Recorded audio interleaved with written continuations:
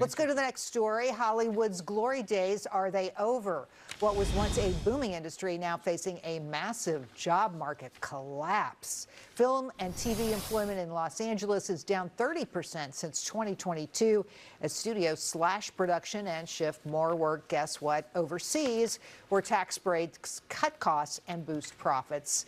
And it's not the stars feeling the pain. Oh no, it's crews, editors, and other middle-class workers struggling. Larry, do you think that Hollywood shot itself in the foot? Do you think that Hollywood, by virtue of their own programming, has made themselves kind of past it? Is this a trick question? No, it's not. I thought it's a softball. It's a good question. Well, of course they have. Who can look at most of that stuff? I mean, I'm not going to say every film is bad, but I'm going to say a majority of the films are bad. And they even butcher great old films, and they remake them. They butcher them with various scenes that I don't wish to describe here because we are a family program. Yeah, no, it's terrible. And then on top of all that, it's just too expensive. What these actors get is outrageous, outrageous. It's like high salaries and low talent. There, I've said it. Jackie? I think they sort of deserve what's happening to them. The same way I said about companies that went woke and then they saw it in their stock price, or people walked away from them because they didn't want to hear the messaging.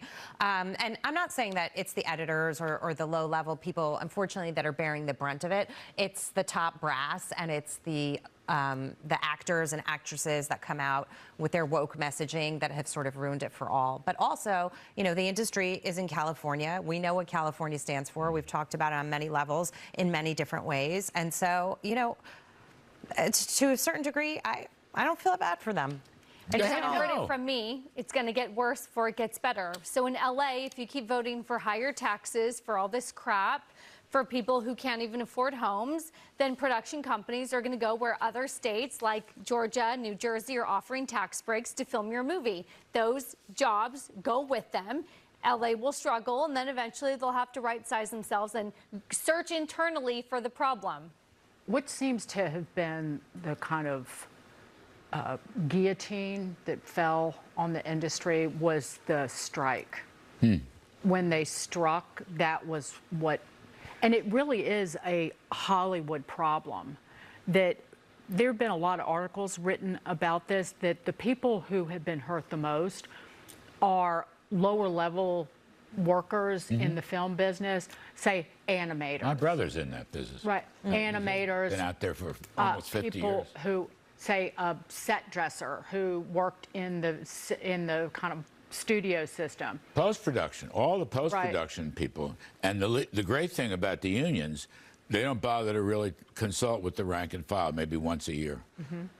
It's a very hierarchical, and very left-wing. I mean, Reagan smashed them a long time ago when he was the president of the Screen Actors Guild 5 times. But they didn't learn their lesson. They did not learn their lesson. You know where all of this work is going? It's going to Canada, for God's sakes. A lot of it. A lot of it is going to Jersey. Yeah.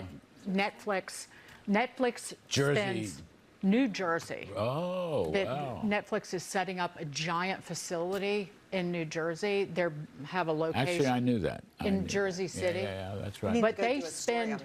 But they have a product development problem, don't they? That's what Jackie's saying. I mean, look at the stuff they turn out. I'm not saying everything, but gee whiz.